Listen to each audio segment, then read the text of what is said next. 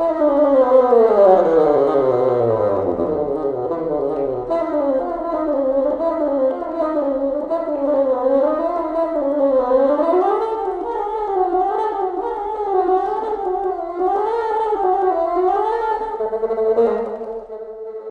have the smallest hole possible. So even with this small straw, I will be pinching off the air a little bit. Now you need to practice circular breathing in 4 different ways. First is the practice of inflating and deflating your cheeks, and you can watch that you have water going through, air going through the water by just holding a cup in front of you and circular breathing through it. So I'm going to pinch this straw and I'm going to blow through this and inflate and deflate my cheeks.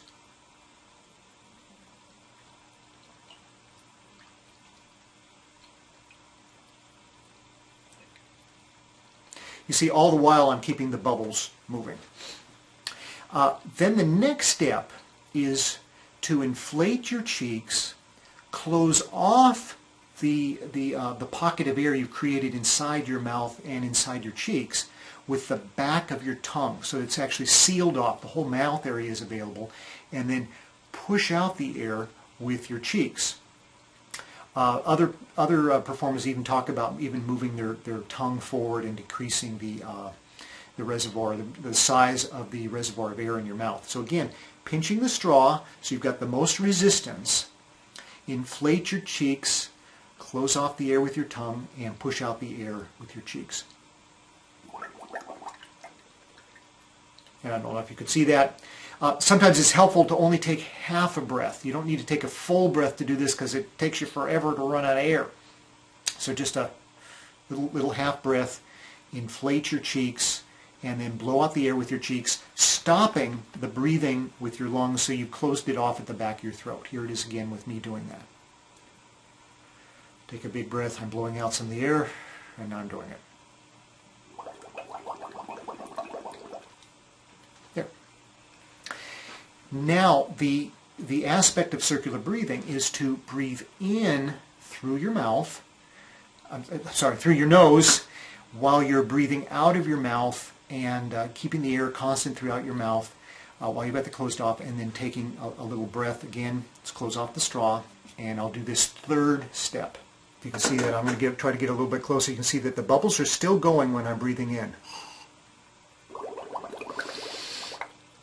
See, I was breathing in through my nose and the bubbles were still going out. And then the last step, the fourth step, is to re-engage your air after you've breathed in, and just keeping the bubbles constant and going. Again, close it off so you've got just very little air coming out, so you've got plenty of time, plenty of air reservoir to keep the bubbles going and the chance to breathe in.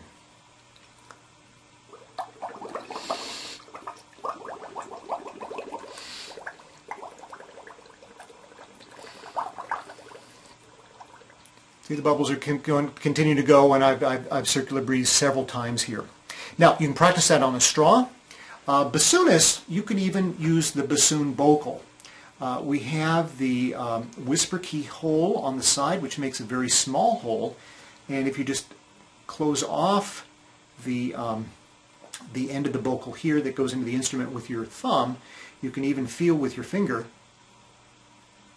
the air escaping, and it's such a tiny amount of air, it really gives you a chance to practice. So let me do a circular breathing here with this, and obviously you can't see bubbles or anything, but you can see my approach here.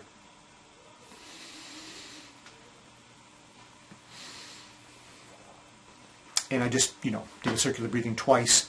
Normally, you don't have to circular breathe so rapidly. You take a breath, and then maybe 10 seconds later, you need to take another breath and everything. So anyhow, God bless you. I think with a little bit of practice, you're going to be able to circular breathe, at least with the straw, certainly with the bassoon Bocal, and I know you're going to be excited about applying that to your instrument, and that will be the next video. Apply this to the bassoon to pick a stable note that does not use a lot of air. A note that, for instance, which you could play a long time on if you just used a certain breath. I find the C-sharp 4, the full fingering, C-sharp above open F to be useful, the D above that, the F above that. Those are all really pretty stable notes, and those are good ones to work on for this. We're going to do this in 4 steps, and so I'm going to demonstrate from the front view and a side view these 4 steps. The first step you need to do is, on your stable note, inflate and deflate your cheeks. So you've still got your air supply going from your lungs, but you're going to be inflating your cheeks and deflating them.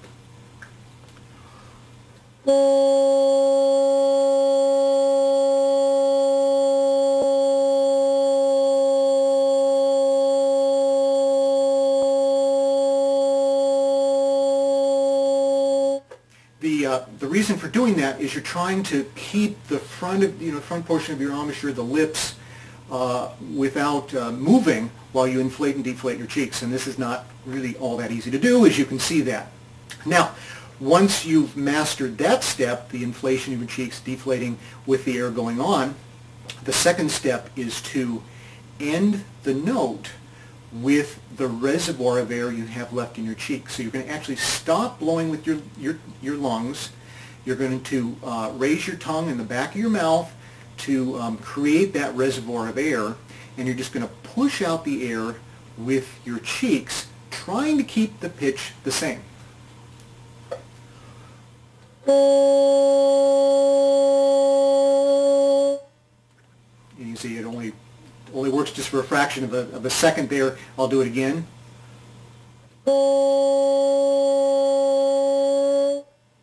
Okay, and you can see at the end it raised up a little bit. Yeah, I've got to learn how to keep it constant, and you do too. So this is a matter of practice. The third step in this sequence is to inflate your cheeks, blow out the air with your cheek muscles while breathing in at the same time. So just to get that mechanism, and as we discussed in the first video, you actually have to allow the breath to come by lowering the soft palate. You're not even be aware of moving that part of your body, but it's a strange sensation to have the tongue cutting off the air supply, blowing out with your cheeks, and then the air coming in.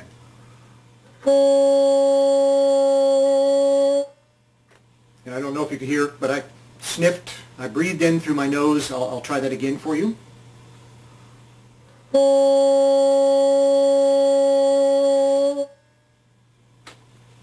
So there it was.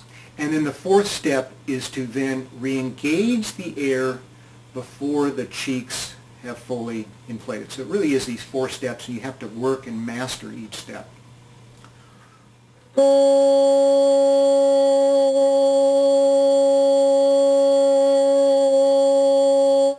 Probably hear there's a little re-engagement thing going on there, a little sort of hiccup as the air comes in.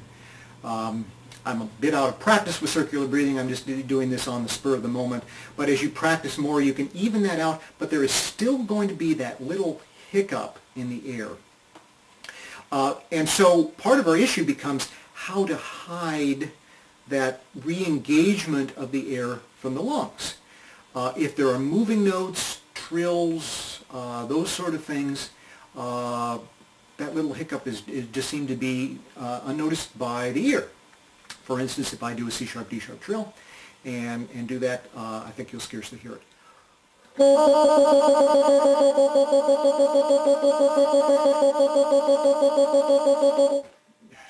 Trill another note.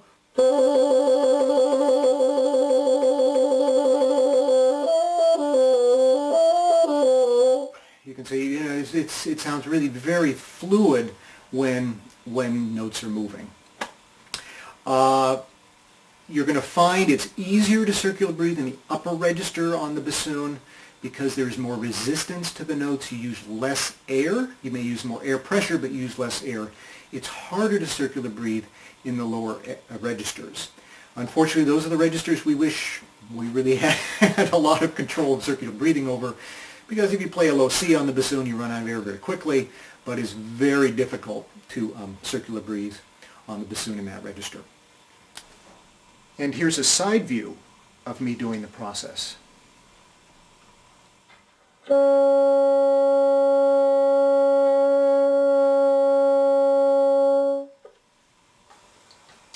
one passage I want to bring to your attention is found in Beethoven's Sixth Symphony.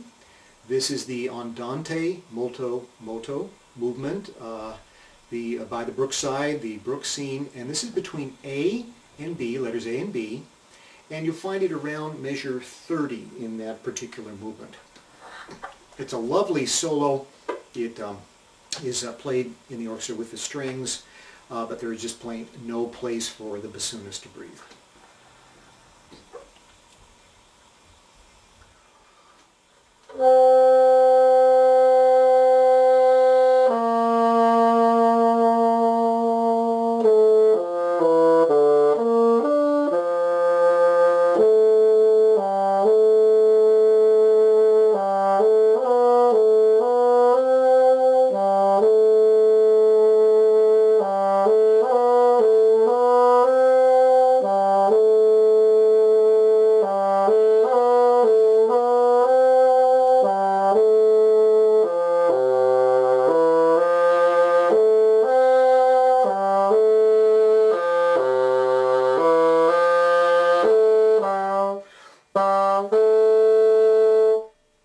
Etc. So I breathed there twice.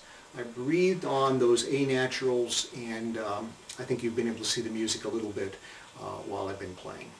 Great, thank you. I hope that these videos have been helpful. Let me conclude by blessing you with a prayer found in the Hebrew Bible. The Lord bless you and keep you. The Lord make his face shine upon you and be gracious to you. The Lord turn his face toward you and give you peace. Amen.